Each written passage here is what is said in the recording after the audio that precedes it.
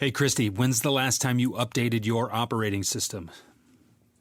Oh, well, I think that needs to be done on a regular basis. Which operating system are we talking about? We're talking about the one that Vince Fowler is going to talk with us about today in just a few minutes. Hi, Christy. Hi, Jeff. We're recording now. The many hours of conversation you and I have had, we've had probably half of them that haven't been recorded. You know what we should do? We should start a podcast. You think? Let's call it the Why and the Buy. How's All that?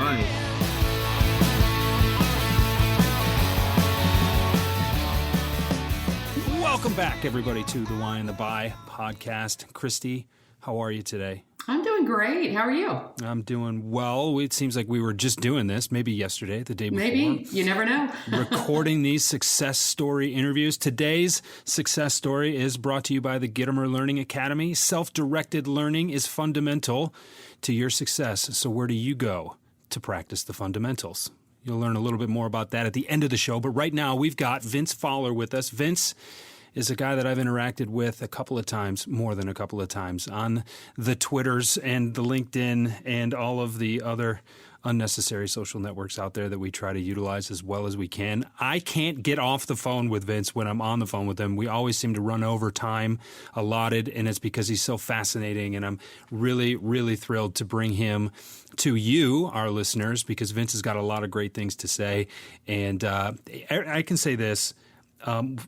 Every time I get off the phone with Vince, I am more inspired than I was when I got on the phone. And this is going to be good. You're going to want to stay tuned. You may want to listen to this one twice in a row. And, we'll see what you get out of it. But thanks for being here, Vince. Yeah, my absolute pleasure. We have to thank Twitter, right? I think that's it. Twitter. Dear Twitter, thank you. I have a man crush. We'll tweet that out. Twitter, my man crush is on Jeff because of you. Twitter, the little blue lovebird. The little blue lovebird, yes. Yeah. Yes. Excellent. I didn't know all of this history, so this is fabulous. Yeah. Vince and I were connected, and it was either Twitter or it was LinkedIn or it was both. LinkedIn. Yeah, I think it was Twitter. And then I just got a phone call out of the blue. And here's the lesson is cold calling works. I just got a phone call out of the blue, and then we played phone tag for a little while because there's a couple hours between us in terms of time zones. And eventually we connected, and I've been a close follower of Vince's ever since. I chime in when he asks me to, sometimes when he doesn't ask me to, and it always leads to something. And I've got people, reaching out to me saying, "What is with this guy? Like, what is going on? And it's always a provocative discussion, and that's what I like about it. Vince makes me think, and Vince makes a lot of people think. So, Vince, why don't you tell people what you do? To satisfy the people who need clarity immediately, I'm a business coach, but I'm not so comfortable with that as I've grown and matured in my industry. So coaching business for the last 6 years, and all that's been inspired by a number of different things, but I'm more of an explorer of wisdom. I don't care if the person is alive or dead. If they had wisdom, I'm interested. And then I take that and I implement it, whether it's my own business or introduce it to my clients, and where do we get a result from that? Because I think success can be really, really simple. We don't have to complicate it, and it can be Abraham Lincoln. If I had 8 hours to chop down a tree, I'd spend the first 6 sharpening the axe. So that just speaks mounds to the idea of preparation. So, or it could be something that was just said yesterday by some well-known or unknown individual. So wisdom is everywhere, and my job is to go look for it and mine it and leverage it in my life and my client's life. Okay, so how do you make a living doing that? Well, you put a price tag on it. And then you sell it to people. But Twitter's free. Wait a second. Yeah, Twitter's free. I'm driven by a few core values, and one of them is abundance, the act of sharing knowledge without expectation. So I'm always, if someone's got a question out there, I'll answer it, not for the sake of, I wonder if this will get me a client. But hey, that person had a legitimate question. I know the answer, or at least my answer has value. So here you go, have it. You know, there's a lot of scarcity out there. I used to be like that, not anymore. I'd rather just give you the answer and stop the pain, stop the madness, stop the bleeding. Yeah, and I think you're being a little modest too, right? So you have an interesting background, right? Tell us about your history. What brought you to this point? Well, besides conception, we can skip that one. Okay. Wait, that might be, well, all right, never mind. It was That's a whole different podcast. I'm sorry. Camaro, alcohol, 2 people, backseat, which is probably pretty true to the truth. So my background, early days, inspired at about 11 years old to join the military, and pursued that goal, pursued that dream. Joined the military at 19, got out at 26, went into sales because a friend told me it was fun. Literally. I mean, if you can have fun at sales, I'm in. Now, before that, I'd sold things. I'd dabbled with different ways of selling, and I'd already read How to Win Friends and Influence People probably 2 or 3 times prior to getting into sales. So that was really my sales Bible. I did various different sales over the course of 9 years. And if sales and business was a relationship with another person, we had a horrific, ugly divorce. We had 3 breakups and finally a divorce. So I ended up coaching rugby at a private school and realized within 6 months, I'm still in sales. I'm using my knowledge and influence to hopefully convince kids to use gym equipment properly so that they don't get hurt when my back's turned. Influencing them to try rugby when they're huge hockey advocates or huge soccer advocates or some other sport. Influencing them to take pride in their school and wear their school uniform, which is really nothing more than a t-shirt and jeans. But a school uniform on the t-shirt, influencing them to take pride in that. So I realized I was always in sales, and so me and sales, the art of business, we fell in love all over again. It was beautiful and mutual. And I've been in the space of business coaching since 2010, and certainly in the beginning, just business development. And then from there, I started coaching in 2011, started my own practice in 2012, and, happily married to business ever since. And you're still selling. Yes. I mean, people sell every single day. They sell ideas, agendas, it's not just lemonade stands and iPhones and Samsungs and different and houses. People are constantly selling their idea 24/7. My kids are great at it, and we encourage it. They're selling us on a later bedtime, an extra book, ice cream instead of pudding or something. I don't know. Like, they're constantly selling, always. And we encourage it. Now we say, hey, that argument's just not going to work. You're going to have to try harder. That's literally what we would say to them if they were trying to sell us on an idea. Or they'll say, hey, you know what? I want that. Great. How are we going to earn it? So I want to get into your operating system analogy. Yeah.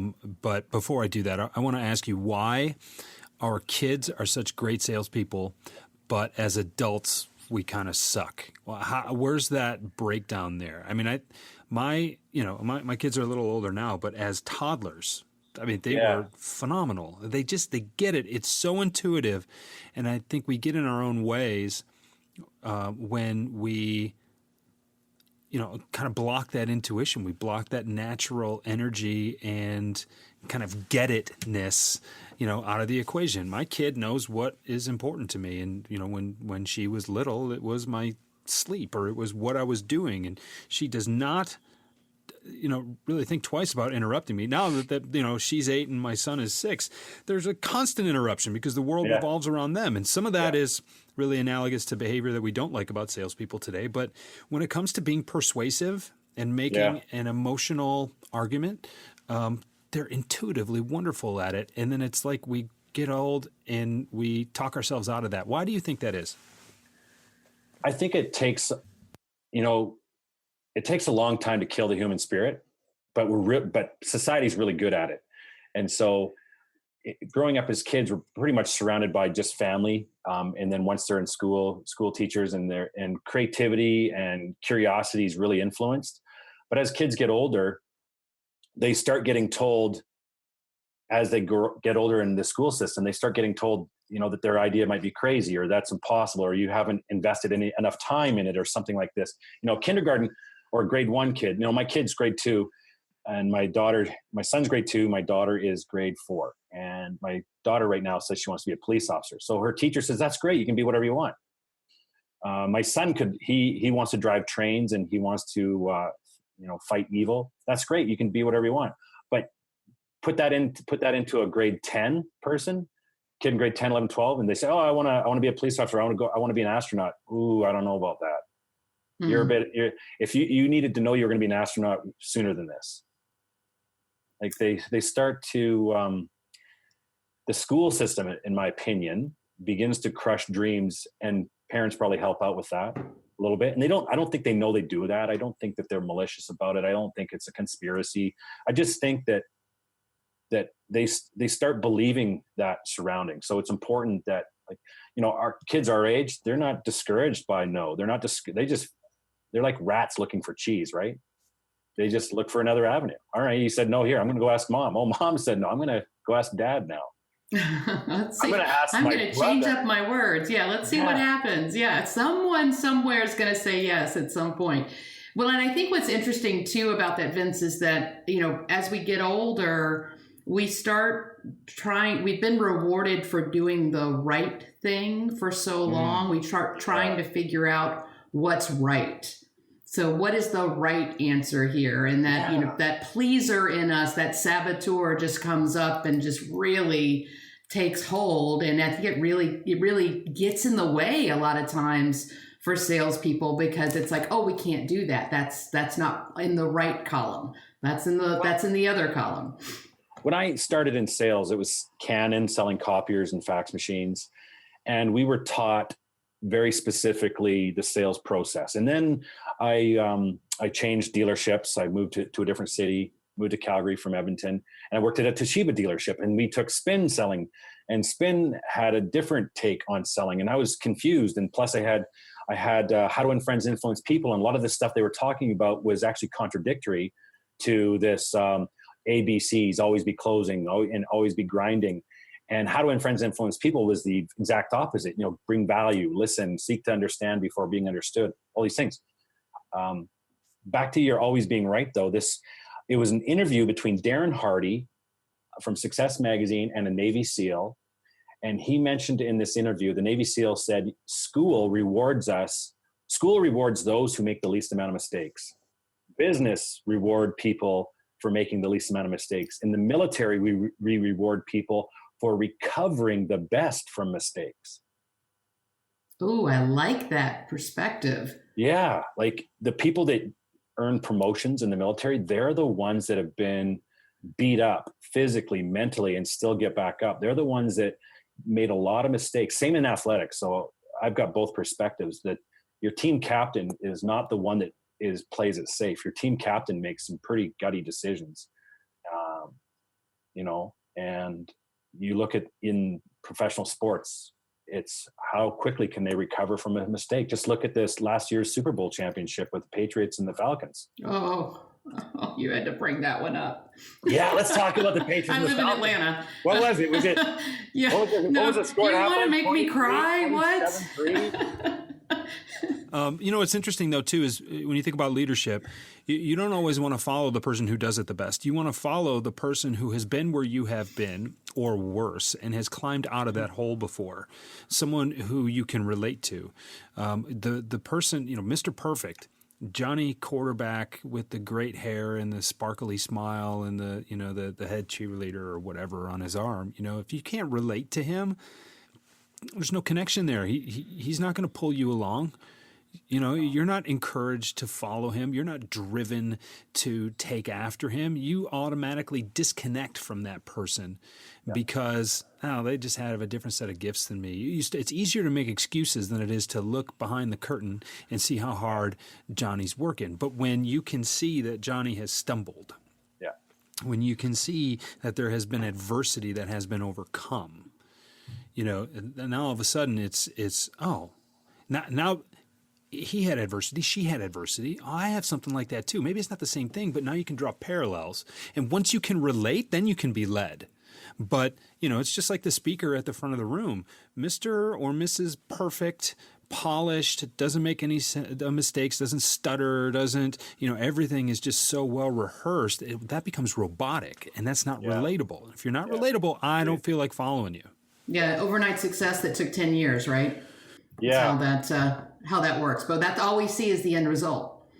And that's the media often only shows us the end result. They don't often tell the story, and some do, but there's a lot of glamour out there of people's success, and we don't often see the hard work behind it. So when we hear stories about, I think when media outlets take some time to unpack how did so-and-so get to this point in their life, in their career, where did they struggle, where did they fall, they'll keep coming back. And some athletes, maybe it takes a marquee athlete like Michael Jordan.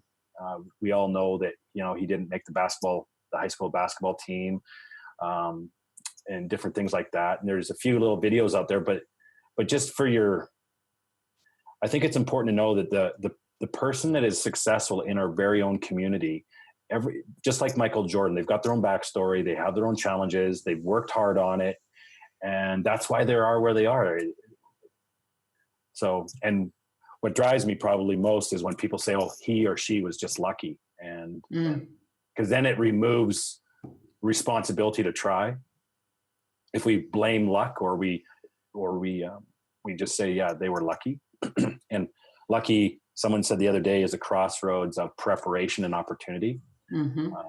And I've heard of a few other different ones, but I do enjoy that. I do really like that particular one. So what do you run across most in your business coaching? What is the biggest obstacle to success that you find in many of your clients?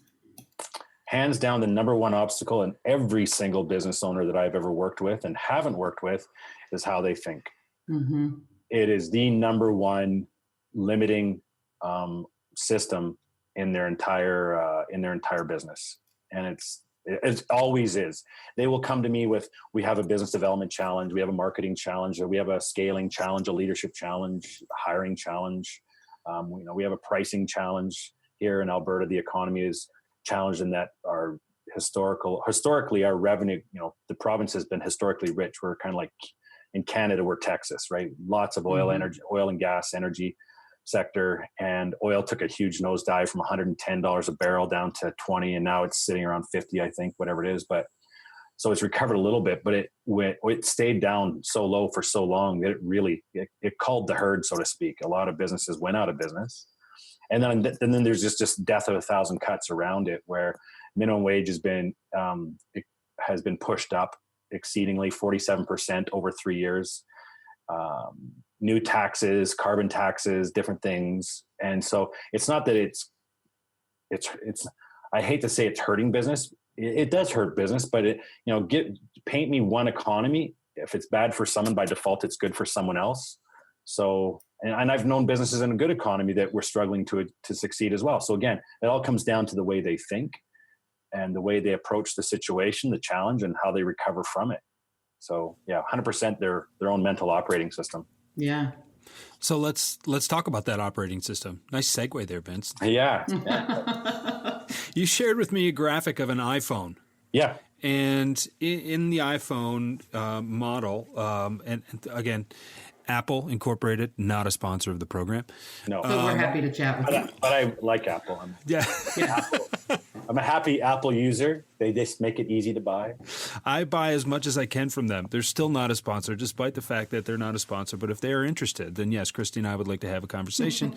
But you break it down to what your battery, the SIM card, the software running the phone, the hardware and your strategy, the what and the how. I mean, walk us through that in a few minutes. And kind of, I really like the analogy because everybody's got one of these phones in their pockets, and we interact with them all the time. What you've done beautifully is put the analogies together in very simple to understand terms, for, this thing that we carry around with the power to access the world and the world's wealth of information right in our pockets. Yet sometimes we're blocked and we can't understand, how to figure our own minds out. Right. So why don't you run through this real quickly? I kind of stumbled on the idea purely by accident. I was just kind of staring at my phone, and as we do, and the phone told me I had a software update, and it's just something in that moment told me that, holy smokes, just like in business, the phone requires a software update. The business owner requires a software update. And I was reading, because it's only been within the last year, I've been really playing with this analogy. So most of us, first of all, everyone has a phone in their pocket. Everyone, with the exception of the couple people, and we don't really want to know them. We don't want to be friends with them anyways, because they're going to need us when they're in trouble, but that's another sidebar. So we have this phone, and it's a beautiful piece of hardware, and we can debate all day who has better hardware, iPhone, Samsung, or whatever. At the end of the day, the iPhone is this beautiful piece of hardware. I just bought the new iPhone 8. I've been an iPhone user from day one with the 3G. And so we have this really beautiful piece of hardware, and it does all the things it does, just like a business. A business has all this different hardware, everything from the store to the cash register to the POS system to staff, anything and everything a business would use that's typically physically tangible. That's the hardware of a business. And so I get called in and I say, hey, yeah, we have these challenges. And I say, great. And then I realize that it's the way they think. And the phone has this software update I've only owned this phone for 3-4 months, and it's had 5 software updates. How often do people get a software update? And so, what's a software update? A software update could be something as simple as a podcast like this one. It could be a book. It could be, on the other end, it could be a trip to the psychologist. In athletics, no one would join a sports team especially in professional sports, if there was not a sports psychologist on staff. We wouldn't touch that team. What are you talking about? You don't have a sports psychologist on your team. You wouldn't go to the Olympics without a sports psychologist on speed dial or on staff. So in athletics, it makes sense to speak with a psychologist, but in business, all too often, if I bring up the subject of, hey, we've got some challenges here outside of my scope, why don't we leverage a psychologist? I have a couple that I could refer. And almost often their immediate response is, what's wrong with me? Nothing's wrong. I'm just saying there's some internal thought barriers that are standing in the way of our execution. So I started exploring more around that. So if we take it a little bit deeper, we have 50 to 70,000 thoughts a day. And that doesn't, it sounds like, holy smokes, how do we get there? But if you break it down, it's about 16 thoughts, 20 thoughts per minute. And of those thoughts, 95% are repeating. We've all been there where we've got an idea in our head and our brain goes into this. It's a real thing. It's a memory loop. I got to remember this. I got to remember this. And we're told to write it down so that memory loop can relax. And then a significant amount from person to person, 40, 80% of their thought is negative. How many times have we swung a hammer, missed, hit our thumb? And some people will say, oh, that hurts, and carry on. Other people will just rip themselves apart and chastise themselves for this very simple, common mistake. And they destroy themselves over they screw up a sales call and I'm such an idiot. I blah, blah, blah, blah. And I should have done it this way. And they just beat up on themselves before they even get to the office to have a discussion with their sales manager or something. But most significantly, 95% or more of our thought is subconscious. So our conscious thought, right? If you think of your subconscious as a hard drive, your conscious thought writes the data on your conscious thought writes the data on your subconscious thought. And your subconscious thought executes the vast amount of your behavior. Makes sense. Runs in the background. It runs in the background, right? Like you don't have to think about opening a door, or driving and having a drink, a coffee. The whole subconscious operating system runs all of that. But just the same way we drive a car, it's the same way behavior becomes habit and habit becomes character. How we do a sales call becomes very habitual. And so if we're running up against lots of no's in this, and people get frustrated and they start, oh, cold calling doesn't work, or this sucks, or buyers are liars, or some sort of negative conscious talk that overwrites the hard drive. And the hard drive says, well, I guess cold calling sucks. So I'm going to remind you every time you want to do cold calling. I'm going to remind you every time that you lose a deal that, you're not actually that good of a salesperson. So this subconscious hard drive, this subconscious thought really gets in the way, or it could be a huge advocate for your success, but it can really get in the way of our success, which is why I say that, just like a phone has this software upgrades, so do us as people. And it can come from a number of different things. It can come from a conversation from a friend, anything and everything where the way we speak and think and behave gets called out and gets noticed. If you like us, tell us. Send us a message at The Why and the Buy on Twitter, or leave us a 5-star review on iTunes or wherever you got this podcast. Jeff and I are beyond excited that you choose to spend your time with us each week. We'd love to hear from you. And we thank you again for your support and for your connection. So do you have a little red light that pops up on your phone when you need to update your software? Your personal, your mental software, right? I mean, there's an app for that, I'm sure. There should be. Siri should always be listening. Oh, hey, Vince, you just said this. Jeff, you just said that. Christy, could you imagine if Siri would check your language throughout the day? Wouldn't that be amazing? Careful what you wish for. Yeah, that's got to be out there. I hope someone's actually doing that. And if you are, call us. At least somebody's listening to us. Anytime a person puts themselves down, if Siri or Alexa just fired up and said, whoa, why did you call yourself that? Where's the evidence to support that thought, that speak? And then now you have to say 10 nice things about yourself to override that one negative. 10 Hail Marys, right? Yeah. It's like confessional. Siri for confessional. Yeah. So I had a client, bakery, got a negative review on Google, and it just frustrated and really just very unhappy about this. So he said, okay, let's put this into perspective. Just took it really hard. And I thought, you have 1,100, 1,200 transactions a month. Let's do the math. One negative review out of 1,200 transactions. What's that math tell us? But for a couple of days, it just didn't matter. And so that's what I'm talking about, a psychological software update where we have to catch ourselves. And so your question, Jeff, about I'm getting much better at catching myself speak in a negative way about myself, about my performance, by ego's blind and biases in the way and all those things aside, I try really hard to catch my own language. And when I catch it, I have a routine that I will just do everything and anything to turn it around and quickly recover. So that's the breakdown of that hardware software. The other two sides, if we look at that phone, the phone gets on a charger every night for the most of us. And it, because we want to use our phone another day. They typically don't last throughout a full day. So just like a phone, we need to continually make sure our energy levels are charged. So that's good sleep. That's a really good, nutritious diet, nutrient-rich food. We were bantering on Twitter there. Jeff, you had put out a sales article, and I read it, and I said it was nutrient-rich information, right? There's a lot of articles out there. They're like fast food. You just read it, and your brain gets bloated with noise.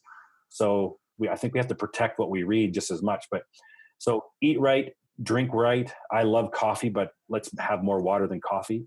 Sleep right and exercise. And to take it one step further, invest in some sort of preventative health strategy, whether it's acupuncture or massage or something like that. But the body takes a beating, right?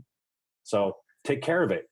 Athletes will say, oh, I need this $300 carbon fiber stick and these $900 skates, and then I'll be a better hockey player. And I always laugh and I say, pick your favorite athlete in hockey. They could be Pekan Subban. I think I just butchered his first name, but Subban, he could score with a 2x4 and rollerblades on ice because he takes care of the whole picture. It's not just the skates and the right. Right. If only I had this cool tool. If only I could, everything at that point is too granular. It's funny. I play golf, and the saying is that there's never been a swing flaw that hasn't been cured by a new set of clubs. And just ask the golfer with $1,000 burning a hole in his pocket and a new set of irons and shiny up on the shelf there. Oh yeah, that'll take 3 strokes off my handicap. And the technology is beneficial, but if you don't know how to use it, it's not the arrow, it's the archer. Almost all the time. Yeah. Very rarely is it the arrow, right? Yeah. So I think we can be better salespeople tomorrow by getting a good night's sleep. It's like rebooting the computer. It's a clean startup. It's same with taking sleep. The same with just good food. I had I'm 200 some days without sugar, and I don't say without like 100%. It's not like prohibition on sugar, but I've removed as much sugar as I possibly can, as often as I can from my diet. And the amount of mental clarity that has come from that experiment has been fantastic. I still like McDonald's French fries. They're one of my weaknesses, but so I don't eat any bad food. It's just that if I can eat better food more often, I will perform better in sales. I'll perform better as a coach. I'll be a better father, husband, friend, etc. Sugar kind of often works against us. In a big way. I mean, it's fuel for disease. It's certainly fuel for mental fog. Yeah. And there's a lot of studies. If you mentioned the fact that you really are just voraciously reading about neuroscience right now. Yes. And the science of the mind, the first thing they'll say is eliminate processed sugars as quickly as you can. Yeah. And you will immediately see some sort of impact. So that's huge. And I think with something that we don't pay enough attention to. Like you said, we're always looking for the cool tool, right? So what's the next big thing? What process should I implement? It's like, how about just, kind of trying to focus inward a little bit and be a little better you. I remember a person was telling me, that they desperately needed this new sales tool, and they had a 2-liter bottle of Coke they were nursing throughout the day. And I thought, are you kidding me? So, it's like we would never on purpose put the wrong fuel in our vehicle. Right. I've done that accidentally. I put gas into my diesel vehicle. You don't drive very far. 357 meters. I actually filled up from a gas station that had a leak in their tank, and it had rained the day before. So I had 75% of my tank was water, and I got just outside of town before it shut down on me. Yeah, it doesn't work, right? So we wouldn't purposely put the wrong fuel in our vehicle because it's a real expensive fix. But people forget that their brain and their body is the engine to their success. And if they put the wrong fuel in the body, it compromises it. And that, as a former athlete, that clearly makes sense to me. And when I have conversations with clients and other people, and there's no judgment. I'm not here to watch what you eat, but I do make notes, and I'll say, tell me about your diet. I won't say, what are you eating and why? I'll just say, tell me about your diet. And then, how does your diet help you perform? So we remove shame and judgment from the equation, but I want them to acknowledge what they're eating and that it does play a positive and significant role in their performance. Yeah. And it's okay. So it goes beyond sugar and fast food. It goes beyond tabloid journalism and, shiny object syndrome, right? In terms of what we look and what we look at and what we find. But I mean, think about the things that you introduce into this ecosystem that you call your software. Well, I mean, it's both your software and your hardware, right? Yeah. I mean, but think about what you bring into that ecosystem. Are you bringing in more good than bad? And most people know, and I'm hesitant to say always, but and that all people, but most people have a really good idea that, fresh vegetables are probably better than Cheetos. Sure. I love Cheetos, with all due respect to the Frito-Lay company, not a sponsor of the program, but they, what you should be eating, what you should be reading, that you should be resting more than you probably are. It's really, I like the fact that it is not so in vogue anymore to, power through your day on 3 hours worth of sleep because you're just so busy, right? I mean, and, there's the, it's not a badge of honor anymore. Yeah. But hustle. Oh, yes. It's overrated. Hustle is indeed overrated. Let's hear about #commitment. Yeah. That's discipline. Yeah. Commitment and discipline go a lot further than hustle does. I don't know if anybody else has noticed that, but there is no step is too small if it's headed in the right direction. And when you can appreciate that, and when you can appreciate everything that goes into just making sure that those steps are all going in the right direction, regardless of how fast they are, the parable of the tortoise and the hare is more true now than it ever has been. Absolutely. And, I think that we should pay more attention to what we're bringing in to our ecosystems, because it all affects our hardware and it all affects our software more than we are willing to admit. And I think the more salespeople will admit that, more leaders will admit that, I think the better examples they will be able to set. I think the better stories they will be able to tell. And I think the more capable they will be of imparting change, the change that they want to see, the change that we all want to see. And and I think it's interesting too, because we've been talking about purpose all month, and so commitment is an amazing thing. And making sure that you're watching what comes in and what goes out, both mentally and physically. But if you don't have a clear understanding of what your purpose is, if you don't have a clear destination, what are you committing to, right? So it really starts at the very beginning of what is it that I'm put on this earth to do, and what am I committed to day in and day out. When you get really clear on those things, a lot of this other stuff falls away, because you can ask yourself, is this serving my purpose? And if it's not, why are you doing it? Well, Christie, that's so important. It's value-based decision-making. And when people, like you say, when people aren't clear on why they exist, it's a much tougher. So pain in life is inevitable, misery is optional, and that's a life of misery when we go to work every day not understanding why. The data is interesting. So I love data as much as I love anecdotal stories. I love them both equally. But the data says 14 to 20%, depending on whose research you're reading, are the people who absolutely love what they do. They're crystal clear on their purpose. They're value driven, and they just love, whether they're intrapreneur, they're squared away. 36% on the other end hate what they do, despise their boss or their supervisor, what have you, and would leave that job today if someone were to give them the opportunity to quit. They're fed up. That means everyone in the middle is a walker. They're the walking dead. They're you're either they're not hot, they're not cold, they're just dead. They're completely indifferent to life. And I've been that person without any real guiding purpose. Just get up, go to work, get paid, get up, go to work, get paid.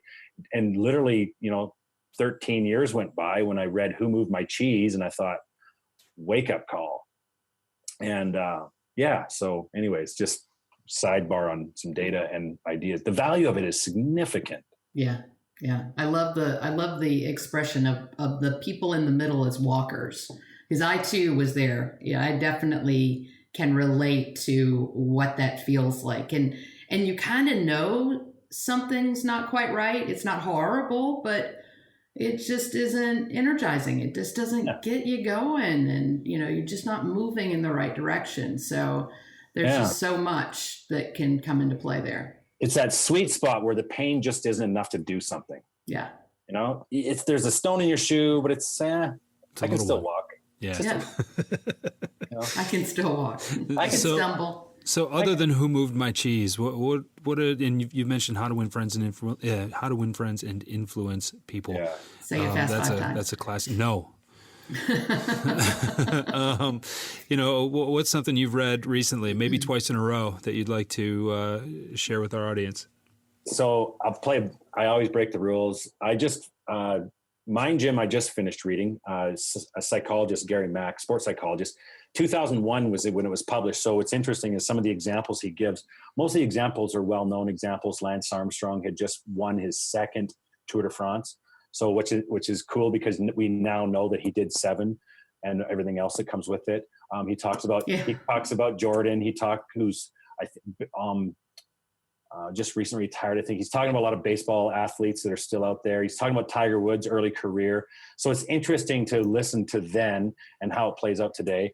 This other one prior to that was The Willpower Instinct by Kelly McGonigal, a psychologist out of Stanford. And just, what is willpower? How do we keep it stronger? What are some hacks around it, which I really appreciated. Just understanding that we can really only add a couple, two, maybe, always one, sometimes two, never three significant changes in our behavior, because with too many changes, we don't have the willpower to keep all of them going. Mm-hmm. And it takes 60 to 90 days to establish a new habit, not 21. So, and for me, my add to it was just, how do I make this an experiment? Because they talked about removing, don't put in prohibition in your life. As soon as the brain hears prohibition, whatever you're prohibiting yourself from, you want more of it immediately. Mm-hmm. So I treat it like I treat, my sugar experiment, my exercise experiment, my early morning routine at 4:30. All of this is an experiment. So, and I'm not dealing with the prohibition chemicals that flare up. Yeah. You're taking away that right or wrong. So you're silencing the saboteur right off the bat. Yeah. So where do we get in our own way? So those are the recent ones. I'm currently reading Angela Duckworth Grit right now, but I have a very full library of books. I read just about every day. And if the book is significant to the way I think, I'll audiobook it 2 in a row. I'll buy the hardcover. I'll make notes. I'll scribble, highlight different things like this. Yeah.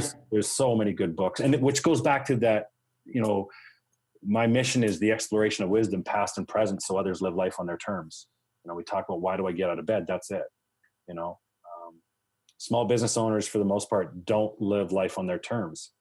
They own a job, which is great. They're largely operators. So how do we become owners and let this financial vehicle create a place that we really want to live? So, yeah. Wow, that's a great mission. It certainly sounds like you've got the why down. Yeah, it took me a while, but having read Simon Sinek's Start With Why and watched his TED Talk a number of times, it was always in front of me. So here I am, kind of egging on my client to know their why. It really forced me to get clear on my own. And it's been a huge game changer, because anything that I want to do, if it's congruent with why I exist, I'll consider it. But if it's not congruent with it, it's so free to just say, no, not interested, not my circus, not my monkey, I'm not doing it. Yeah. Yeah. So, yeah. Well, and it makes there's nothing attached to that no either. So it becomes, you know that if you say yes to something, you have to say no to something else. Yeah. And not having anything attached to that no is phenomenal. It's a real powerful feeling. It is. Saying no is one of the hardest things to do. Greg McKeown, who wrote Essentialism, talks about that a lot. Say no to the good so you can say yes to the great. I thought, that makes a lot of sense. So I've said no to a few prospective clients as I got to know them in the sales process. I realized, they would be a really good client, but I need another great one. So I just respectfully said, you know what, right now is not the time for us to work together. So it's a really freeing feeling, and probably for both of us, it's better to, it's just like dating, right? We want to date the person that allows us to be us. We don't have to put on a false face to impress. Yeah. Well, and take it a step further, find someone who makes you a better version of you. Yeah.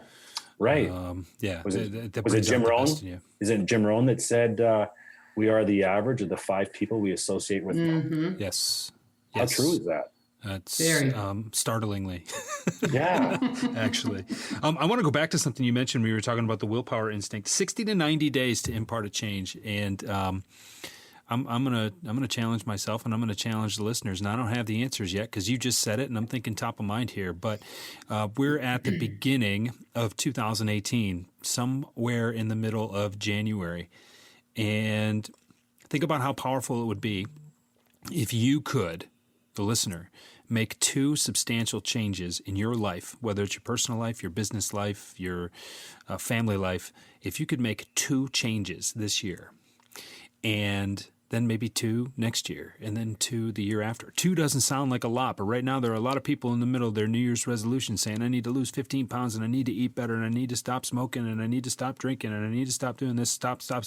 All of that prohibition adds up into a bunch of negative energy. You start thinking about the stuff that you don't think you should be able to do anymore, even though you kind of want to, and the law of attraction kind of works against you in that regard. However, if you were to say, all right, for the next quarter, I'm going to focus on making one positive change. Yeah. And then take a quarter off, let it sink in, work your tail off for those 90 days, let it sink in, integrate it into your routine for another quarter while you're getting ready for that third quarter action of another positive change that you're going to make. Think about how monumentally different things could be in a relatively short time, because where we're standing right now, 2018 is a big concept. 5 years from now, it's going to be nothing. Where was 2013 in your in your brain, right? Yeah. If you could make 2 positive changes this year, what would they be? And I challenge you to make them. One in the first quarter, or the end of this first quarter and into the second quarter there, and the other in the third quarter of this year. And we'll be fundamentally different people in a way you want to be fundamentally different a year from right now. So, Christie, Vince, I'm going to sit and I'm going to think about what those things are. I've got some ideas of what they're going to be, but I'm going to think about those, and we'll have to get that out to the audience and let them know what we've chosen as we go forward. Because I think that's and Christie, I know you've got your 4 words and your focus for the year, and I think this is another way to go about that. So impromptu challenge for the Why and the Buy listeners. Here's a hack for your listeners: is create a minimum expectation for yourself. And here's what I mean by that. I knew I needed to incorporate exercise into my life more than, as a former athlete. Obviously that makes sense. So it tied into my sugar program. So I said, all right, I'm not going to go get a gym membership, because that's historically been a donation, not a membership. So for a lot of us, yes. So instead I said, all right, all I got to do is 2 blocks. That's it. So I'd wake up, I'd set my alarm for 5 a.m. and I'd get dressed. I'd lay out my clothes the night before, really simple willpower hack. And then the minimum expectation was 2 blocks. And that first week, that's all I did was 2 blocks. So I was 100% successful. And then 2 blocks over time turned into, 10 blocks and 30 blocks. And now it's, we use kilometers. So I'm pushing 5 kilometers now. I've had to, because I want to be home by 5:30, I've had to back that up to 4:30 start. This is week 14. And again, I continue to call it an experiment. But even still, at 14 weeks, the 2 willpower hacks that I leverage is, if I want to turn around in 2 blocks and go home, that's cool. And I've done that 3 times in 14 weeks. Secondly, I got home quite late last night, hadn't seen my wife all day. She's dealing with some bronchitis. So we kind of, we sat up together, and all of a sudden it's, I got home at 9. Typically I go to bed at 9, but I'm not going to go to bed just because it's 9. My relationship with my wife is important. So, we chatted for a while, and it was about 10:15 when we went to bed. If I go to bed after 10:15, I don't get up at 4:30. So I adjusted my clock, and I was fine with that. But tomorrow I'll be back up at 4:30 again. So that minimum expectation, and that one time of the night, if that evening is invested in something important and rich, then that gives me a very non-judging permission the next day to give myself a pass. And again, that's happened, 1 or 2 times in the last 14 weeks. So what's the minimum expectation for my wife, who does have a gym membership? She just has to touch the gym door. If she says, screw it, I'm heading back home, that's fine. But she just has to touch the gym door. Now I can tell you how many times she's come home. The answer is 0. So, Right. No, that is, that's really, really powerful. And I think that is going to be very beneficial to anybody who's listening right now, because that minimum expectation, you all know where it is, and you know where it's going to be, and you know what you need to do that's going to keep you from turning back and giving yourself the out, and not just giving yourself the out. It's not like, oh, I don't have to get up tomorrow if I wanted to stay out late and watch the football game or whatever that is. That's cool. That's on you. But to me. Right, and there's something and everybody's got their own rules for what's cool and what's not. Make your own. But and set a standard and then hold yourself accountable to it, and that's the important part, and that's personal leadership. That's Jocko Willink. That's discipline equals freedom, right? Right. Oh, that's another book that you haven't mentioned until just Extreme now. Ownership, right? Beautiful book. Really interesting speaker. Really interesting history. Navy SEAL, battle tested, on and on and on. But we want to be better at anything, parenting, husband, wife, sales, anything. Discipline equals freedom. More discipline we put into that career, that craft, well, the more freedom we get from it. Right. Here's a question I have for you. Back to that, just a quick hack. Sure. If I'm a rookie salesman, should I focus on the number of sales calls I make or the number of appointments I book? I think it's much more telling how many appointments you book than how many calls you make. I do 30 cold calls a day. Every day I'm awesome. Does it count as a call if no one else picks up the phone on the other end? No, it doesn't. I actually learned that very early on. I was listening to How to Swim with the Sharks Without Being Eaten Alive, Harvey McKay. And, he was talking about that exactly. And he said, just remember, if you get stopped at the front desk and you don't get through to see the decision maker, it doesn't count as a sales call. Yeah. And, that's always stuck with me. But, Vince, we're going to run out of time here. I have to ask you, and I think you've already stated this. Maybe you could restate it just because it's a tidy way to close this episode. But what is your why? So my why is this. I envision a world where small business owners live life on their terms. That's what gets me out of bed every single day. My parents were small business owners, and they did not live life on their terms. And the consequences of that are many. And so it takes a long time to kill relationships. It takes 10, 15, 20, sometimes 30 years. If we're going to be business owners and parents, we don't, it's great to have a successful business, but if we don't have the family to enjoy it with, where's the value? So how do we live life on our terms? And so the mission is simple: the exploration of wisdom, past and present, to benefit you tomorrow. Awesome. So, yeah, simple as that. Awesome. And where can we find you? Easy place, vincefowler.ca. There's a very nice man named Vince Fowler in Savage, Minnesota. That is a beautiful photographer he bought vincefowler.com 8 days before I did. No way. 8 days. So, yeah. So vincefowler.ca, but worst case scenario, Google me. Yeah, you still own your Google results, so I do. And we know on Twitter, on LinkedIn, on YouTube as well. Search for Vince Fowler TEDx, and you're going to see a really, really well done, properly executed, I believe, TED Talk. Vince was fantastic. I think it's only 13 or 14 minutes, so just crank up the speed a little bit. You'll be done in 9.5, and Vince sounds like a chipmunk. It's great. I'm a Crayola ninja, so I do some drawing. I do markers and a flip chart, but yeah, you can figure it out on audio easy. It's fantastic. Vince, thank you so much for being here. Christy? Hey, my pleasure. Vince knows his whys. That's right, because when you know your why, your hows and your whats get much better. Thanks, everybody, for being here. We will see you very soon. I told you once, I've told you twice. I told myself it doesn't matter.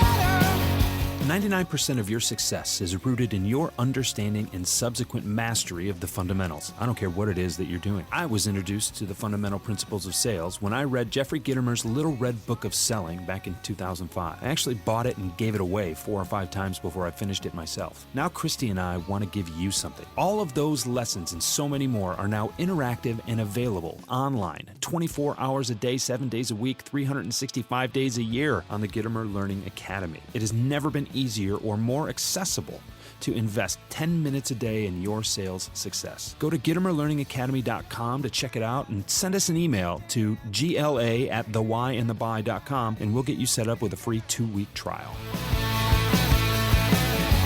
Christie and I were looking for a house band for the podcast, and we were told the Roots were busy. So we found the next best thing. They're called Haskins, and they are gigging regularly in southeastern Michigan and all the time at haskinsmusic.com. Go check them out. You're listening to the Podcast Detroit Network. Visit www.podcastdetroit.com for more information.